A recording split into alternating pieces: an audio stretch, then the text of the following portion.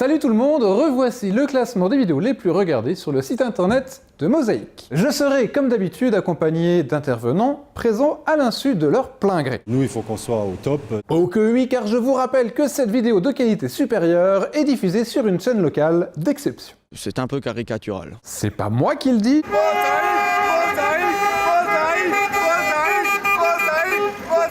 Plongeons tout de suite dans les vidéos que vous avez sélectionnées par vos clics et vos vues. On commence par un dessert, il s'agit de la tarte aux pommes caramélisée et au fromage blanc de Vincent Meyer.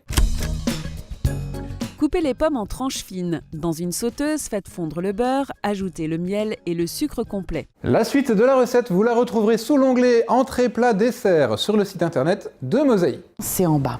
Non, en haut dans la partie replay, ou plutôt relecture pour parler en bon français. L'anglais est quand même une langue internationale qui passe très bien dans ce cadre-là. D'accord. À la 6e place, on retrouve un sujet que vous devez connaître désormais par cœur, puisqu'il est présent dans cette séquence depuis 3 semaines. On retourne à Grosse-Blie avec les enseignes s'installant sur la zone commerciale. Le maire de la commune nous expliquait les différentes tentatives d'installation d'enseignes dans le passé. J'en ai vu passer des projets qui n'ont jamais abouti pour des raisons souvent de financement.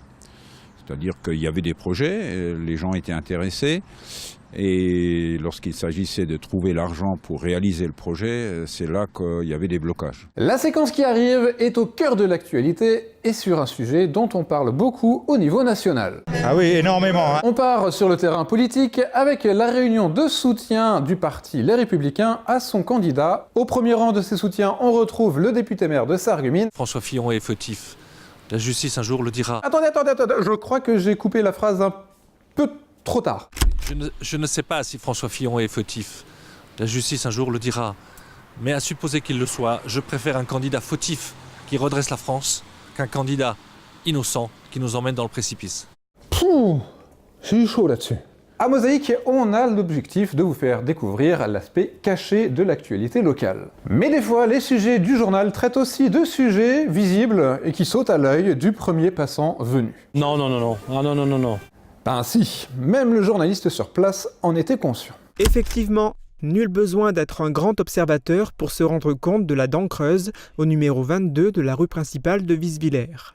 La maison qui s'y trouvait a disparu. Place aux extraits qui forment le trio de tête de cette séquence. Bon, ça, ils sont pas nombreux. Bah, ils sont 3. C'est le principe d'un trio. On se dirige directement vers la 3e vidéo de ce classement. Elle se déroule au collège Jean Jaurès, qui a mis en avant les élèves scolarisés dans le cadre de l'UPE2A, l'unité pédagogique pour les élèves allophones arrivants. C'est le SFC que l'on retrouve à la 2e place de ce podium avec le résumé du match perdu 2-0 contre Schiltigheim. Une rencontre qui a permis aux commentateurs de s'essayer à l'utilisation des figures de style.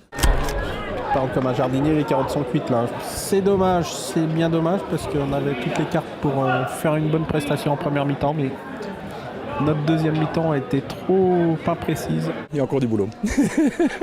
Encore un petit peu de travail. On reste dans le sport pour la première place. Vous avez été très nombreux à aller regarder l'interview.